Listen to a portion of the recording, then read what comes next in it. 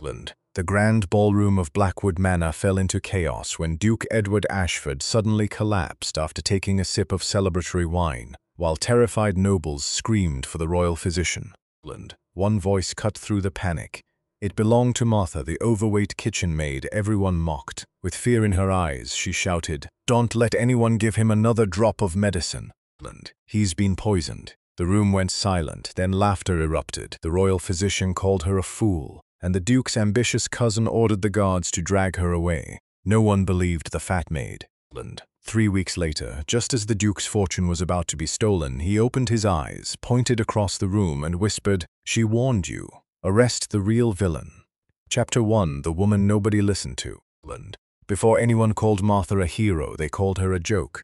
Every morning before sunrise, while the grand halls of Blackwood Manor remained silent beneath glittering chandeliers and priceless paintings, Martha was already awake in the smoky kitchen below, kneading bread, carrying sacks of flour twice her size, hauling buckets of water across cold stone floors, and tending fires that never seemed to stop burning.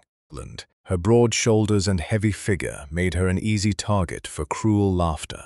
The younger maids whispered that she walked like an old ox, while the footmen mocked the sound of her footsteps echoing through the corridors. Whenever she entered a room, conversations paused just long enough for someone to smirk or make a cutting remark about her appearance. Martha never answered them. She simply lowered her eyes and continued working, believing that time spent arguing was better spent helping someone in need. Few people knew that before her father died, he had been the most respected herbal healer in 3 neighboring villages.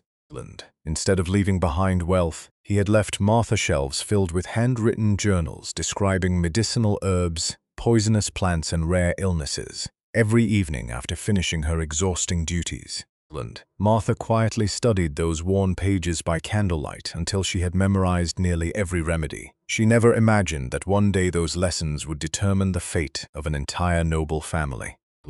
Although the servants treated her with contempt, Duke Edward Ashford had noticed her long before anyone realized. Unlike many aristocrats, Edward often wandered the estate without announcing himself. Sometimes he watched from the library window as Martha carried food to elderly stable hands who had no family. Other times he noticed that she secretly left fresh bread outside the cottages of poor tenant farmers during harsh winters.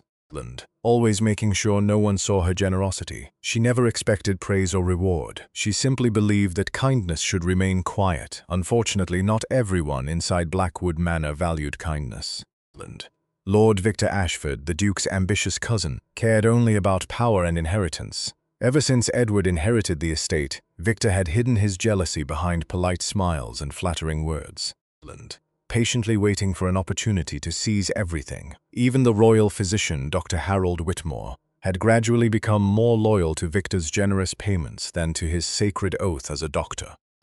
Martha sensed something unsettling whenever those 2 men spoke in hushed voices, stopping their conversations the moment anyone approached. She dismissed her suspicions, convincing herself that a humble kitchen maid had no place questioning noble affairs. She had no idea that the danger surrounding the Duke was already growing closer each day. As preparations began for the Duke's annual celebration, Blackwood Manor transformed into a palace of luxury. Crystal chandeliers were polished until they sparkled like stars. Expensive wines arrived from France, musicians rehearsed in the ballroom, and servants hurried through every hallway carrying flowers, silver trays, and embroidered tablecloths. Martha spent the entire day helping the kitchen prepare an extravagant feast for hundreds of guests, while carrying baskets of fresh herbs into the pantry late that afternoon. She noticed an unfamiliar bottle resting among the imported wines. Its wax seal appeared slightly different from the others, and a faint bitter scent escaped from the cork. A smell she instantly recognized from one of her father's old journals describing a rare plant-based poison that acted slowly before suddenly stopping the heart. Martha picked up the bottle and frowned, her heartbeat quickening. Before she could examine it more closely, the head butler snatched it from her hands and barked, "Stop touching things that don't belong to you. Get back to the kitchen before someone sees you here." Embarrassed, Martha obeyed, but the strange smell lingered in her mind. Throughout the evening, she could not shake the feeling that something terrible was about to happen. as the guests arrived wearing elegant gowns and tailored suits. While laughter filled the magnificent ballroom above, Martha stood quietly behind the service doors, watching servants carry silver trays filled with crystal glasses toward the Duke's table. She whispered a silent prayer that she was mistaken. Yet deep inside, every lesson her father had ever taught her warned that danger was already inside Blackwood Manor, waiting for the perfect moment to strike. Chapter 2: The Poisoned Toast. The celebration at Blackwood Manor began beneath a glow of gold and candlelight, with the ballroom filled by nobles who spoke in polished voices and smiled with hidden intentions. Duke Edward Ashford stood at the center of it all, calm and dignified, thanking his guests for honoring his family's name, while Martha watched from behind the service doors with a growing weight in her chest. Every servant had been ordered to move quickly and remain invisible, yet Martha could not stop staring at the crystal glasses being carried toward the Duke's table. When a footman lifted the same strange bottle she had noticed earlier, her hands tightened around the tray she was holding. The bitter scent reached her again, faint but unmistakable, and the memory of her father's journal flashed through her mind. Before she could speak, Lord Victor stepped forward with a charming smile and personally filled Edward's glass, praising him as the noblest man in England while his eyes revealed something cold and eager. Edward raised the glass to the room, and the guests lifted theirs in return. Martha took one step forward, but a senior maid grabbed her sleeve and hissed for her to stay where she belonged. The Duke drank. For one heartbeat, nothing happened. Then his fingers tightened around the stem of the glass, his face lost color, and the crystal shattered against the floor as he collapsed before the entire ballroom. Screams erupted. Ladies stumbled backward, men shouted for help, and Lord Victor dropped to his knees beside Edward, with a performance of grief so perfect it almost convinced the room. Dr. Harold Whitmore rushed forward, opening his black leather case. But Martha saw him reach for the wrong vial, a stimulant that would quicken the poison through the Duke's blood. Terror overcame her fear of punishment. She pushed past the servants and cried out, "Don't give him that medicine, he has been poisoned!" The room froze, every eye turned toward her stained apron. Flushed face and heavy figure standing in the center of aristocratic perfection. Dr. Whitmore's expression twisted with disgust as he rose slowly and said, "A kitchen maid dares question a royal physician." Nervous laughter spread through the guests, and Victor's false grief sharpened into anger. Martha pointed at the broken glass and begged them to smell the wine, to check the bottle, to let her prepare a remedy before it was too late. But her words only made them laugh harder. One noblewoman covered her mouth and whispered that grief must have driven the poor creature mad. Victor stood and shouted for the guards, accusing Martha of spreading hysteria at the worst possible moment. Two men seized her arms before she could reach Edward as they dragged her backward. Martha kept struggling, her voice breaking as she cried, "Please listen to me. That medicine will kill him faster."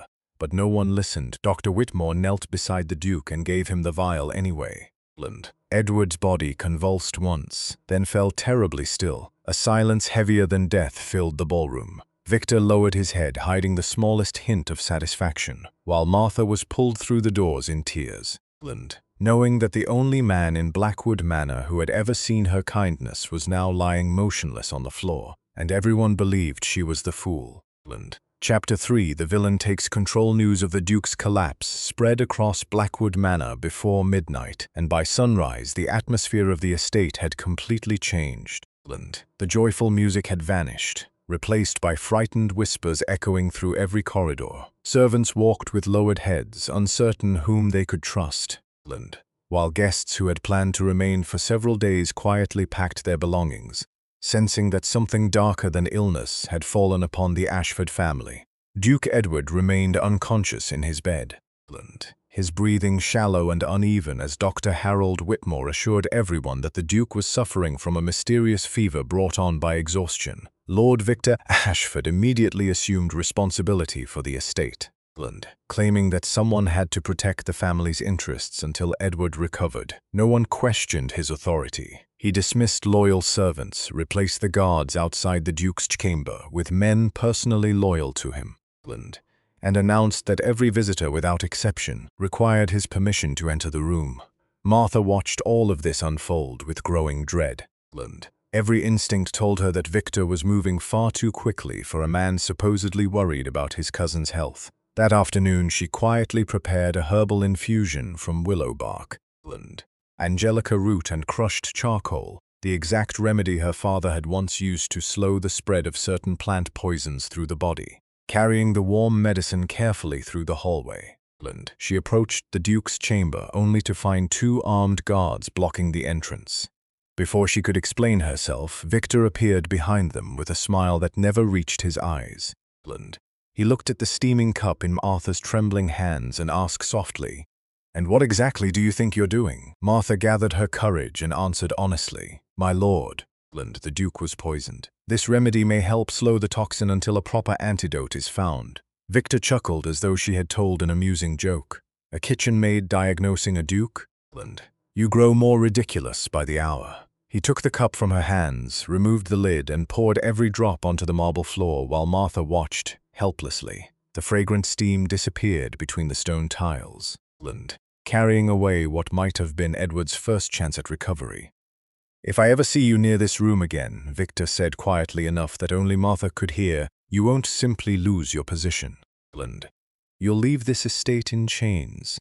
Martha lowered her eyes and walked away without another word, but she noticed something Victor failed to hide. His gloves carried the faint smell of the same bitter poison she had detected in the wine cellar. That evening, as darkness settled over Blackwood Manor, Martha slipped into the old library where her father's weathered journal remained hidden inside her belongings, turning brittle pages by candlelight. She compared every symptom Edward had shown with the descriptions written decades earlier. The conclusion chilled her. The poison was designed not to kill immediately, but to place its victim in a deep unconscious state while slowly destroying the heart over several weeks with the wrong medicine. Death was almost certain. The next morning, Martha secretly questioned several servants who had worked during the banquet.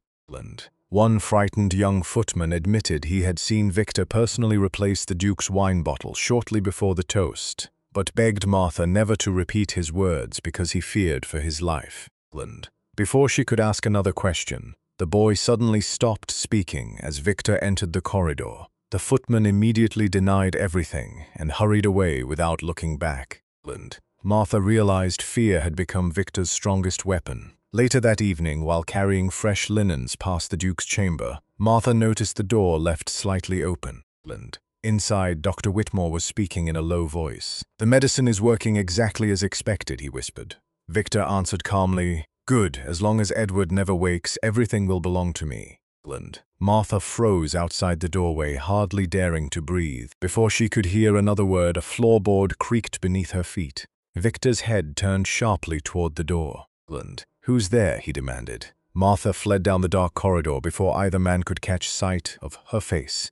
Her heart pounding harder than ever. She no longer had doubts. She now knew the Duke had not fallen victim to an accident.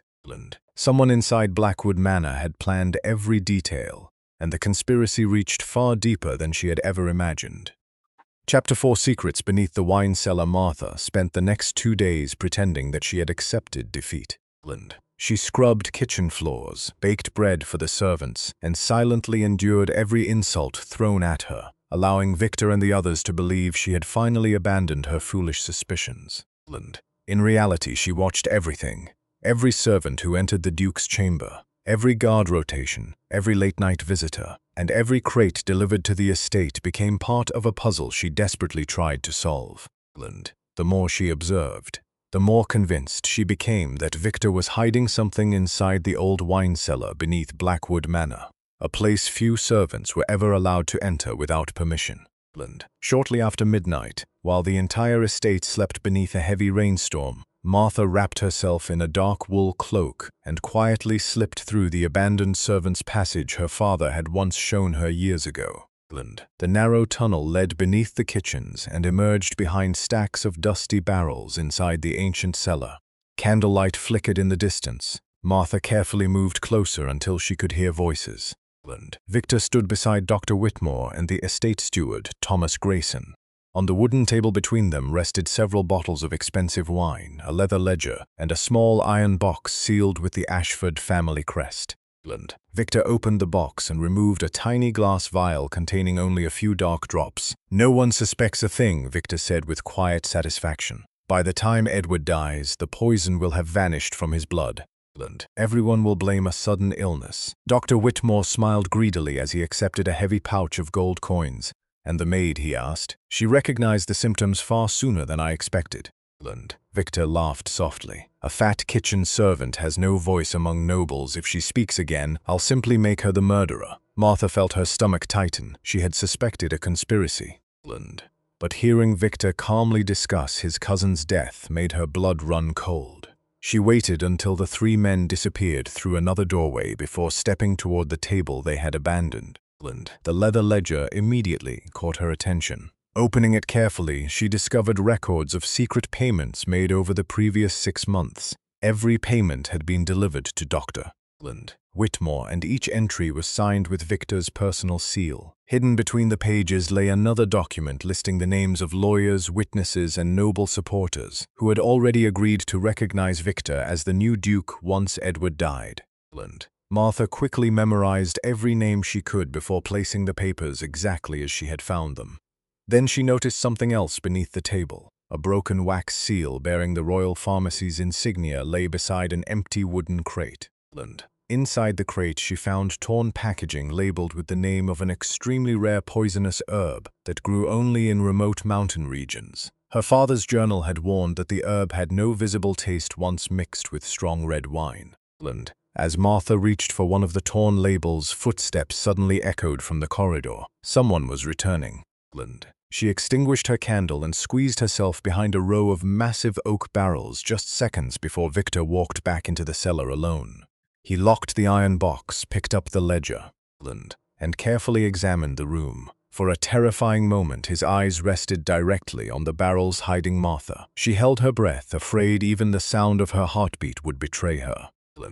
After several long seconds, Victor turned away and left once more, locking the heavy cellar door behind him. Martha remained perfectly still until his footsteps faded completely. Only then did she crawl out from her hiding place, her hands trembling uncontrollably. Before leaving, she noticed one final piece of evidence lying near the floor, a silver signet ring engraved with Victor's initials. It must have slipped from his pocket while handling the documents. Martha carefully wrapped the ring inside a piece of cloth and hid it beneath her apron. It was the first physical evidence connecting Victor to the conspiracy. As she quietly returned through the secret passage before dawn, she believed she had finally gained the proof needed to save the Duke. She did not realize that someone hidden in the shadows had watched her leave the cellar. And before the morning sun rose over Blackwood Manor, Victor would already know that the one woman he had underestimated had begun uncovering every secret he had worked so hard to bury. Chapter 5: The Whistleblower becomes the criminal. Martha barely slept after escaping the wine cellar. Hidden beneath her mattress were Victor's silver signet ring and a small piece of torn packaging from the rare poisonous herb, the only physical evidence she possessed. She knew they were not enough to expose a nobleman as powerful as Victor, but they proved she was no longer relying on suspicion alone. Before sunrise, she decided to speak with the only servant she still trusted, the elderly housekeeper, Mrs. Eleanor Briggs. Eleanor had served the Ashford family for more than 40 years and had watched Duke Edward grow from a quiet little boy into a respected leader. When Martha carefully explained everything she had witnessed in the cellar, the old woman's face slowly turned pale. Instead of dismissing her story, Eleanor quietly closed the kitchen door and whispered, "I prayed I was imagining it, but I feared this day would come. Victor has been replacing loyal servants with his own people for months." Martha showed her the silver ring and the torn poison label. Eleanor examined them carefully before nodding. "Keep these hidden. If Victor discovers you have them, you won't live long enough to tell anyone." Their conversation was interrupted by the sound of hurried footsteps. A young stable boy burst into the kitchen, breathless with fear. "The Duke's condition has worsened," he cried. "Dr. Whitmore says he may not survive another day." Martha immediately gathered fresh herbs, determined to make one final attempt to save Edward despite Victor's threats. As she reached the staircase leading toward the Duke's chamber, 4 guards suddenly surrounded her. Lord Victor slowly descended the stairs, his expression calm and almost sympathetic. Martha, he said gently, I had hoped you would stop causing trouble. He lifted a small velvet pouch before the astonished servants gathered in the hallway. Imagine my disappointment when Dr.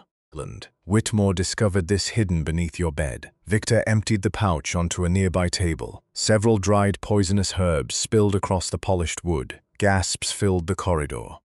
Martha stared in disbelief. She had never seen those herbs before. Victor had planted the evidence. No, she whispered. Those aren't mine. Dr. Whitmore stepped forward, holding another object wrapped in cloth. We also found this bottle, he announced loudly. It contains traces of the same poison used against His Grace. The physician turned toward the servants with practiced sorrow. It appears the maid warned us about poison only because she already knew exactly what had been used. Murmurs spread through the crowd. Servants who had once worked beside Martha every day suddenly stepped away from her as though she carried a deadly disease. Some lowered their eyes in disappointment. Others looked at her with open hatred. Victor sighed dramatically before speaking again. I wanted to believe she acted from loyalty. Instead, it seems she poisoned my cousin and attempted to mislead us all. Martha shook her head desperately. You're lying. You planted those things. I saw you in the wine cellar with Dr. Whitmore. I heard everything. Victor's face hardened instantly. A desperate criminal always invents desperate stories. He raised his hand toward the guards. Arrest her. Iron shackles closed around Martha's wrists. She struggled not to escape, but to make the servants listen. She begged them to search the wine cellar, to question the steward, to examine Victor's accounts, but every word only strengthened the belief that panic had driven her mad. Mrs. Eleanor stepped forward to defend Martha, but Victor silenced the elderly woman with a cold warning. Choose your next words carefully, Eleanor. Loyalty to a murderer is treason against the Ashford family. Tears filled the old housekeeper's eyes as she watched Martha being dragged away. She wanted to speak, yet she knew Victor now controlled every guard, every servant, and every room inside Blackwood Manor. Martha was thrown into an abandoned stone storage cellar beneath the estate, where damp walls trapped the cold and only a tiny barred window allowed a thin beam of daylight to reach the floor. As the heavy iron door slammed shut behind her, she collapsed onto the rough stones, exhausted and heartbroken.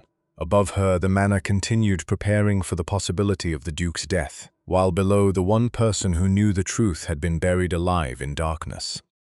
But neither Victor nor Dr. Whitmore realized one crucial mistake. In their rush to frame Martha, they had forgotten to search the hidden pocket sewn inside her apron, where Victor's silver signet ring still remained untouched. It was the one piece of evidence they had failed to destroy, and before this nightmare ended, that single forgotten ring would become the key that unraveled their entire conspiracy.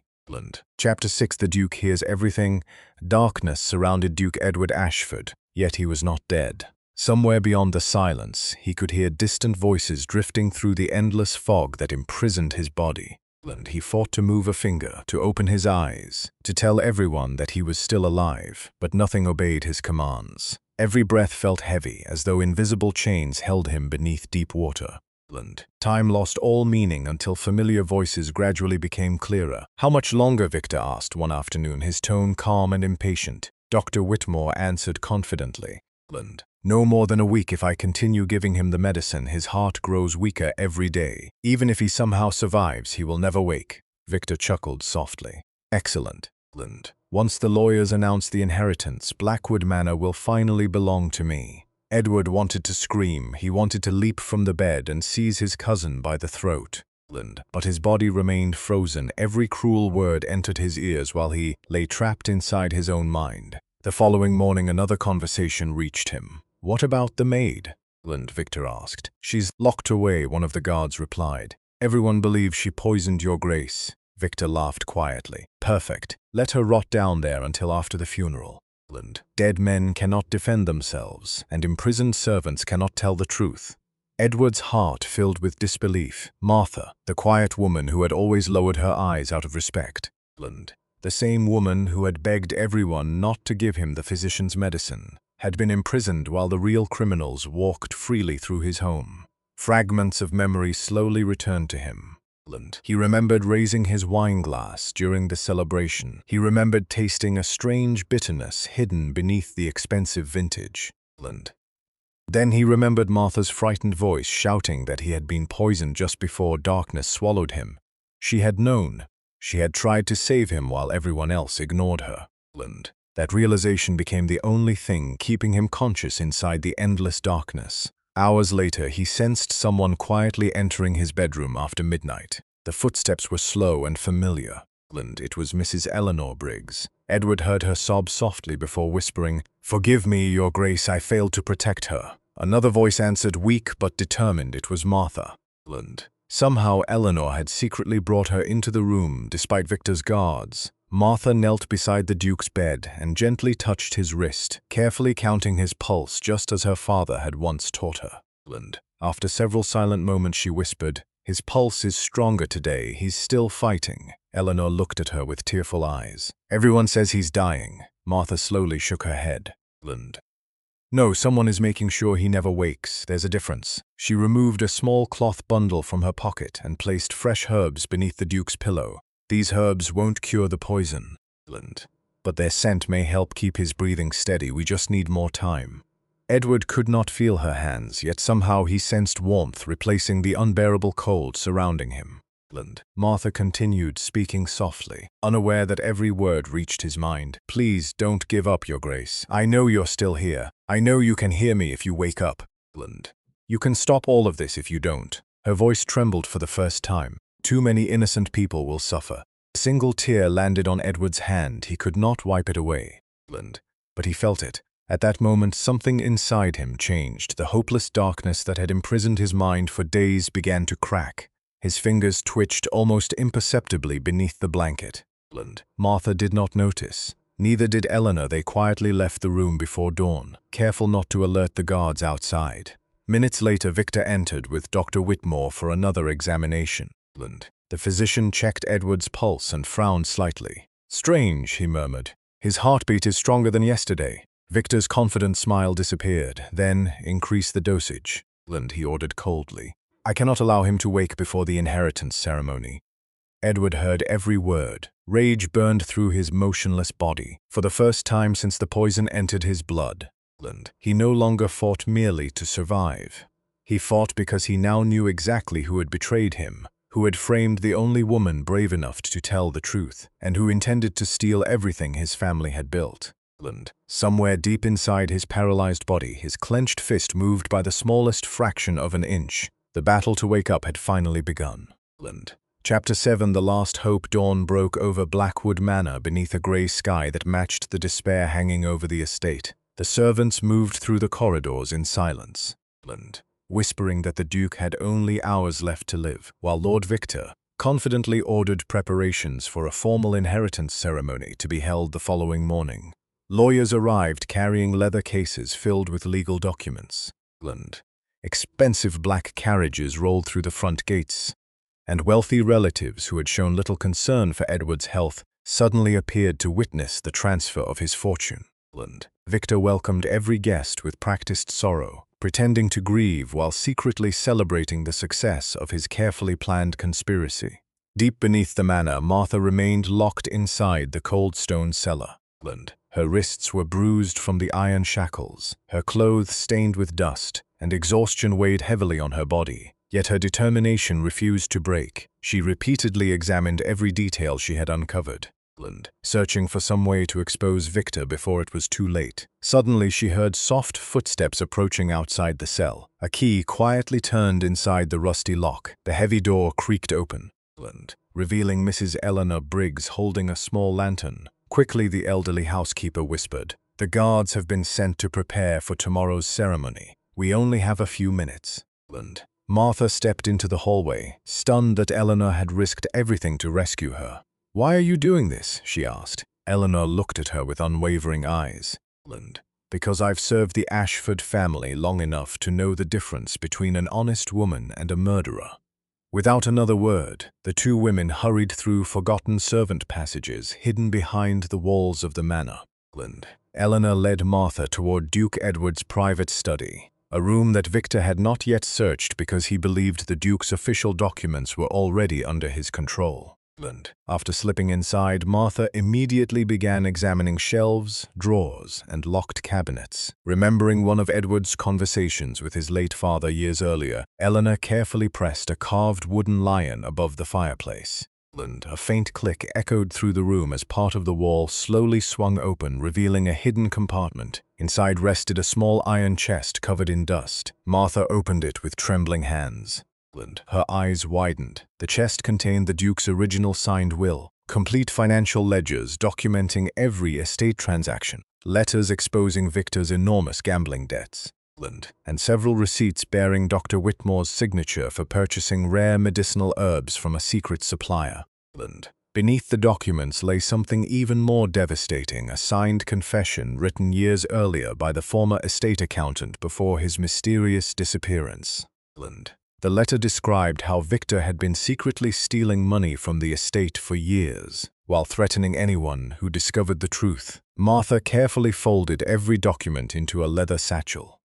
"This is enough," she whispered. "If these papers reach the judges, Victor cannot escape." Before they could leave, voices echoed from the hallway. Victor was approaching with 2 lawyers. Martha and Eleanor extinguished the lantern and slipped behind a massive bookshelf just seconds before the study door opened. Victor entered confidently, discussing tomorrow's inheritance ceremony. "Once the documents are signed," he said, "the estate, the manor, and every piece of land will legally become mine. The Duke won't wake, the Maid is imprisoned, and there will be no one left to challenge me." One lawyer hesitated. "And if someone questions the will?" Victor smiled coldly. "They won't. Those who value their lives know better." The men left moments later without noticing the hidden compartment had been opened. Martha waited until their footsteps disappeared before breathing again. As she and Eleanor slipped back into the secret passage, Martha suddenly realized something terrifying.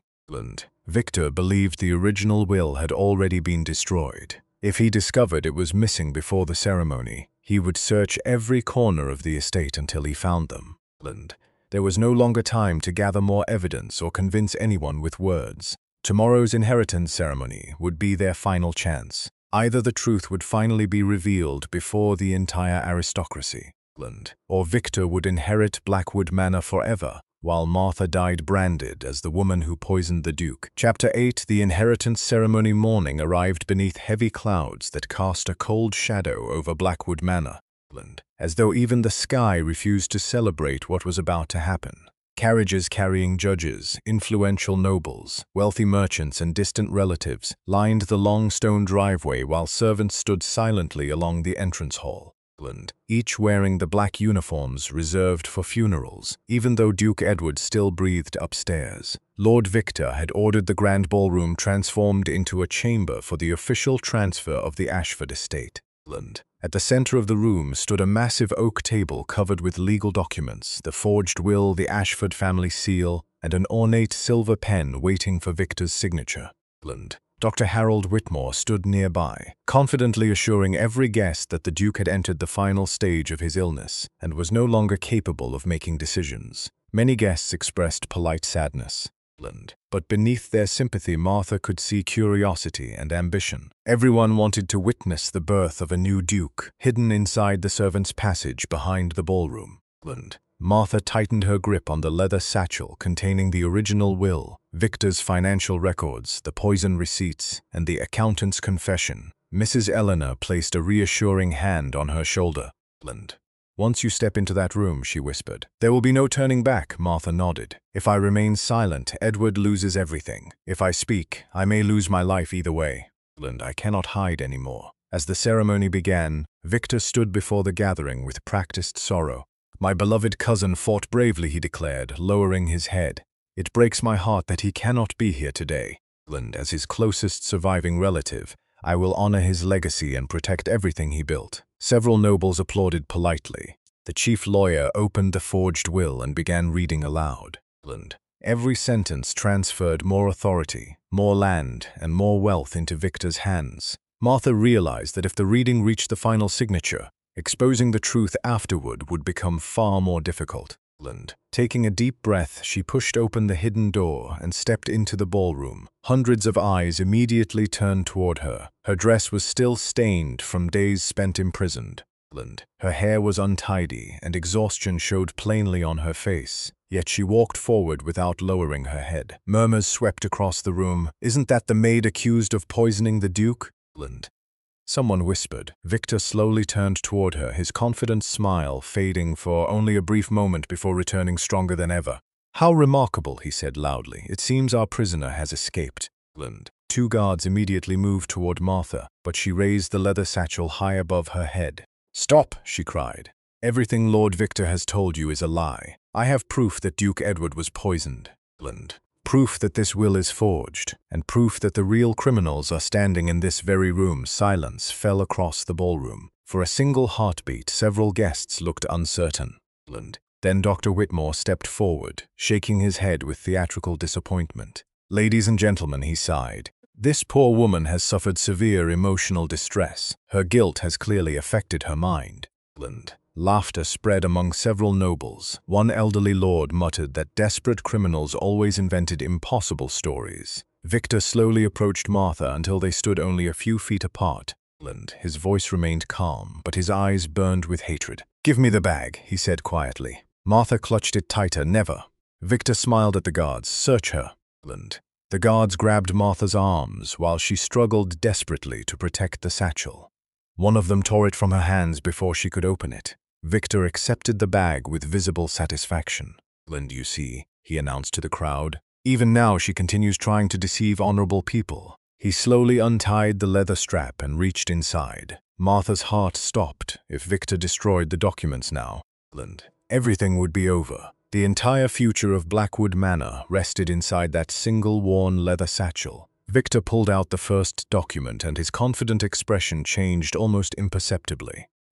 It was the original Ashford family seal attached to the genuine will. Before he could hide it from the crowd, one of the judges recognized the official royal stamp and frowned. Victor immediately folded the document shut and forced another smile. "Worthless old papers," he said quickly. "Remove her." The guards tightened their grip on Martha and began dragging her toward the massive ballroom doors. She fought with every remaining ounce of strength, shouting that the satchel contained the truth, begging the judges to examine the documents before they disappeared forever. But her words were drowned out by the growing noise inside the room. Just as the doors began to open and Martha believed every sacrifice had been in vain, a deep voice echoed through the silent ballroom from somewhere behind the gathering. "No one leaves."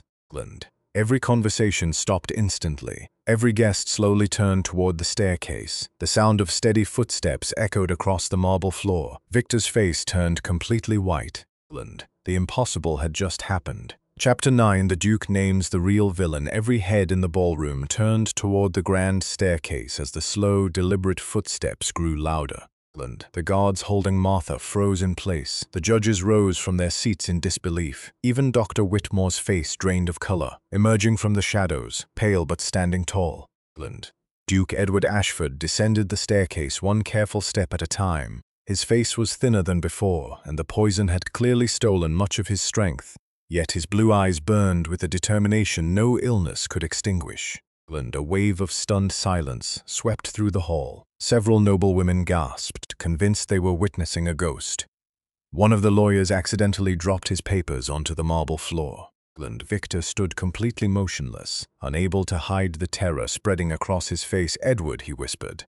"That's impossible." The Duke reached the center of the ballroom and looked first at Martha. Her wrists were still restrained by iron shackles, her face bruised from struggling against the guards. For a brief moment, guilt filled his eyes. Then he turned toward the guards and spoke in a calm but commanding voice. "Release her immediately." No one moved. Victor quickly regained his composure and forced a nervous smile. "Cousin, you're still weak. You don't understand what's happening. This woman poisoned you. We were only trying to protect you." Edward slowly faced him. "No," he replied. "She was the only person who tried to save my life." Those words struck the room harder than thunder. The guards immediately unlocked Martha's shackles and stepped away. Edward walked toward her and gently took her trembling hands into his own. "When everyone else believed lies," he said loudly enough for every guest to hear, "she alone warned you that I had been poisoned. While others watched me die, she risked everything to keep me alive." Martha lowered her eyes, unable to speak. Edward turned back toward the assembled guests. For weeks I lay unable to move, but I heard every conversation that took place inside my bedroom. I heard Lord Victor discuss my death as though it had already happened. I heard Dr. Whitmore accept payment to continue poisoning me. I heard them frame an innocent woman because she recognized the truth. Victor immediately stepped forward. He's confused. The poison has affected his memory. Edward interrupted him with a cold stare.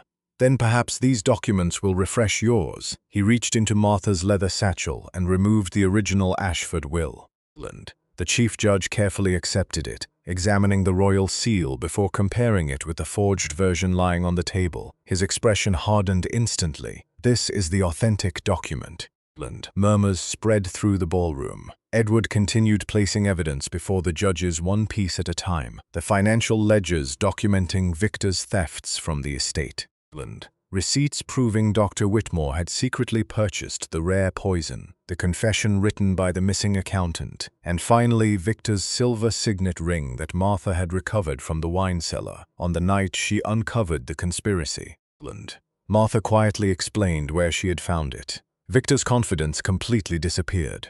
Dr. Whitmore stumbled backward, sweat pouring down his face. The chief judge carefully examined every document before looking directly at Victor. Do you deny any of this? Victor's mouth opened, but no words came. He glanced toward the ballroom doors, calculating the distance. Edward noticed immediately. Don't bother, he said calmly. The royal constables arrived before this ceremony began. As if responding to his words, the massive entrance doors burst open. Armed officers entered the ballroom and surrounded Victor. Dr. Whitmore and the estate steward Thomas Grayson. Victor suddenly lunged toward the nearest window, hoping to escape, but he barely took 3 steps before 2 officers tackled him to the marble floor. Dr. Whitmore collapsed to his knees, begging for mercy, while Thomas broke down completely and confessed everything. Admitting that Victor had planned the poisoning for nearly a year and had bribed everyone involved with promises of wealth once the Duke was dead. The ballroom erupted into chaos. Nobles who had supported Victor moments earlier quietly stepped away from him, pretending they had never trusted him at all. Others lowered their heads in shame as they realized they had mocked and condemned the only innocent person in the room. Victor was dragged to his feet in chains. Before the officers led him away, he turned toward Martha with hatred burning in his eyes. "You're nothing but a servant," he spat. Martha met his gaze without fear for the first time. "No," she answered softly. "I'm someone who chose the truth." Victor had no reply. As the officers escorted him and his accomplices out of Blackwood Manor forever, silence settled over the ballroom once again.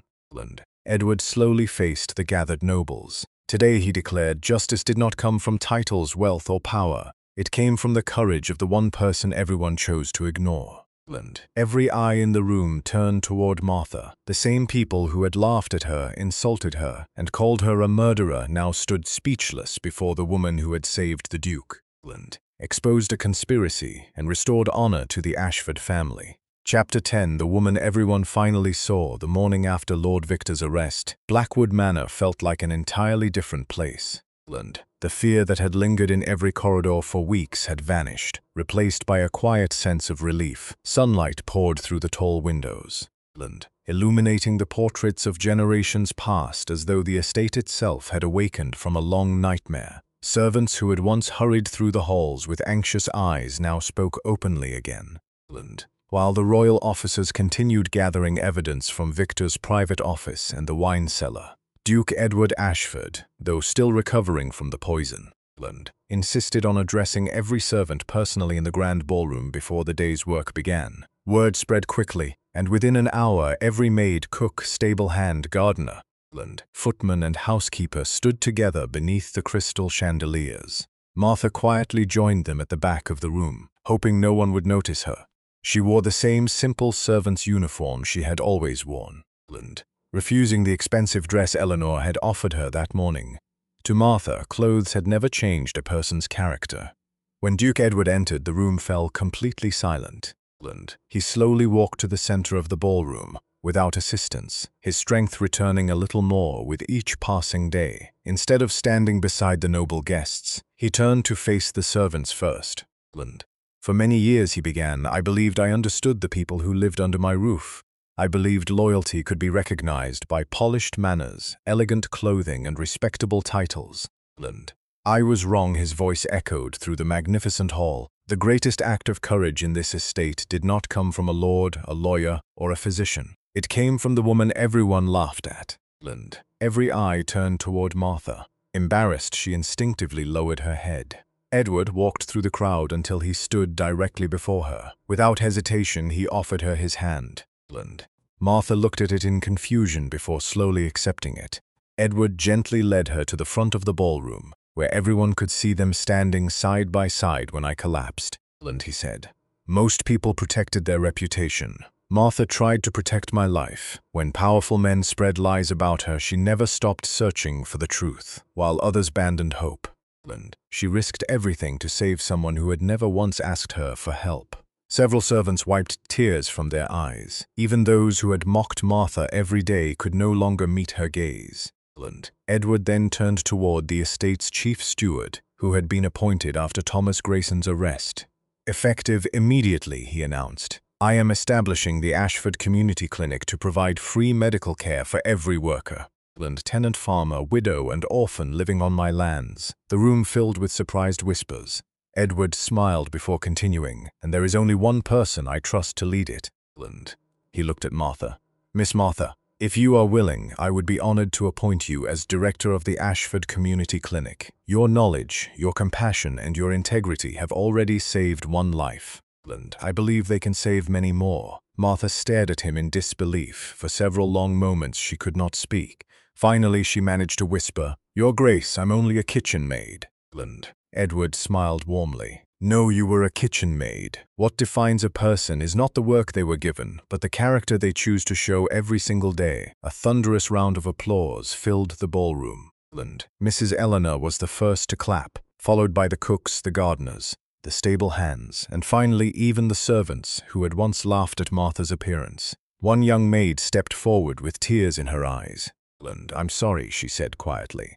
"I judged you without ever knowing you." Martha smiled gently. "Then let today be a new beginning for both of us." Over the following months, the clinic became a place where rich and poor stood in the same line, receiving the same kindness regardless of their status. Martha treated every patient with the patience her father had taught her, never mentioning the sacrifices she had made to earn that opportunity. Duke Edward often visited the clinic, not as a ruler inspecting his estate, but as a grateful friend who never forgot the woman who had refused to abandon him when everyone else had. Whenever visitors asked why the Duke trusted an ordinary servant with such an important responsibility, Edward always gave the same answer. "Many people saw Martha's appearance," he would say. "I saw her heart, and in the end, that was the only thing that truly mattered." As peace returned to Blackwood Manor, the story of the overweight kitchen maid who exposed a deadly conspiracy spread far beyond the estate, reminding everyone who heard it that truth does not wear expensive clothes, courage does not require noble blood, and sometimes the most extraordinary heroes are the ones the world overlooks first. 6 months passed, and Blackwood Manor had become a place almost unrecognizable from the estate that had once been consumed by fear, lies, and betrayal. The heavy atmosphere that had lingered after Lord Victor's conspiracy had disappeared, replaced by hope that reached far beyond the manor's stone walls. The Ashford Community Clinic, once only an idea born from gratitude, now stood at the entrance of the village with its doors open to everyone. Farmers arrived before sunrise carrying sick children in their arms. Elderly widows came seeking treatment for aching joints. Injured stable workers received care without paying a single coin. And no one was ever turned away because they were poor. Inside the modest building, Martha worked from dawn until late evening with the same quiet determination she had shown in the kitchens of Blackwood Manor. Although Duke Edward had offered her elegant dresses and private servants, she continued wearing simple clothing and often rolled up her sleeves to prepare herbal medicines with her own hands. Every remedy was carefully measured according to the journals her father had left behind, and every patient received the same kindness regardless of their appearance or social status. Word of the miraculous clinic spread throughout the surrounding counties, drawing people from distant villages who had heard stories about the woman who had saved a duke's life while risking her own. Many arrived expecting to meet someone extraordinary, only to find a humble woman greeting every visitor with a warm smile and asking the same simple question, "How can I help you today?" One quiet afternoon, while Martha was changing the bandages on a young shepherd's injured arm, a familiar voice spoke softly from the doorway. "Miss Martha." She looked up and immediately recognized Clara, one of the young maids who had spent years mocking her appearance inside Blackwood Manor. Clara stood nervously beside her elderly mother, whose breathing had become shallow from a serious lung illness. Tears filled Clara's eyes as she lowered her head. "I don't deserve your kindness after everything I said to you," she whispered. "But my mother is very ill, and everyone told me that if anyone could help her, it would be you." Martha quietly walked toward the frightened older woman, gently took her hand, and invited them inside without mentioning the past. After examining her carefully, Martha prepared several herbal remedies and explained exactly how they should be used. Clara watched in disbelief. "Why are you helping us?" she asked through tears. Martha smiled gently. "Because healing someone is always more important than remembering old insults." Clara broke down crying and embraced her, realizing that the woman she had once laughed at possessed a greatness she herself had never understood. Similar moments became common throughout the following months. Former servants, proud nobles, wealthy merchants, and even strangers who had once believed the false accusations came one after another to apologize. Martha accepted every apology with quiet grace, never asking anyone to explain themselves, never seeking revenge, and never reminding them how deeply they had hurt her. Duke Edward often visited the clinic without royal guards or grand announcements. Sometimes he carried boxes of fresh medical supplies. Other times he simply helped repair broken fences or delivered food to struggling families alongside Martha. The villagers often smiled as they watched the Duke and the former kitchen maid working side by side, not as ruler and servant, but as two people united by compassion and mutual respect. One evening, as the sun slowly disappeared beyond the rolling hills, Edward and Martha stood outside the clinic, watching children laugh and chase each other across the village square. "Do you ever regret staying at Blackwood Manor?" Edward asked quietly. Martha looked toward the families returning home together and smiled peacefully. "If I had left because people were cruel," she answered, "I never would have discovered how many good people were still waiting to be protected." Edward nodded thoughtfully. "You taught me something no noble education ever could." Martha looked at him with quiet curiosity. "What's that?" Edward smiled. "That true greatness is measured by the lives we lift up, not by the titles we inherit." As evening settled over the village, the clinic's windows glowed warmly against the darkening sky, becoming a symbol of hope for everyone who passed by. The story of the overweight kitchen maid who refused to surrender to hatred spread across the kingdom, inspiring countless people to judge others by their character instead of their appearance. And long after the names of corrupt nobles were forgotten, people continued telling the story of Martha, not because she had exposed a villain or saved a duke, but because she proved that kindness remains powerful even in a world determined to overlook it. In the end, justice had not only punished the guilty, it had restored dignity to the innocent, healed wounded hearts, and reminded an entire kingdom that the strongest person in the room is often the one who quietly chooses compassion when everyone else chooses cruelty. As the lights inside the Ashford Community Clinic slowly faded and another peaceful evening settled over the village, Martha looked out across the people she had helped and realized that the greatest victory had never been exposing a villain or saving a duke. Her greatest victory was refusing to let cruelty change the kind person she had always been. Lord Victor had possessed wealth, influence, and power, yet he lost everything because his heart was consumed by greed. Martha had owned almost nothing, but through kindness, courage, and unwavering integrity, she earned something far more valuable than fortune. She earned the respect and gratitude of an entire community. Duke Edward often said that Blackwood Manor had not been saved by the strongest soldier, the richest noble, or the wisest lawyer. It had been saved by the one person everyone underestimated. Sometimes life allows lies to grow louder than the truth, and sometimes good people are judged before they are understood.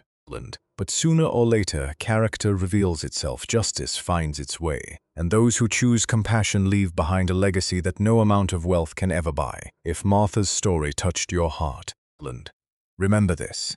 Never judge someone's worth by their appearance, their position, or the opinions of others. The quietest person in the room may be carrying the greatest strength of all. Thank you for staying with us until the very end.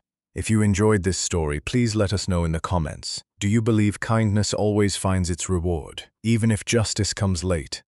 We'd love to hear your thoughts. Don't forget to like this video, subscribe to the channel, and join us again for another unforgettable story where truth, courage, and hope always have the final word.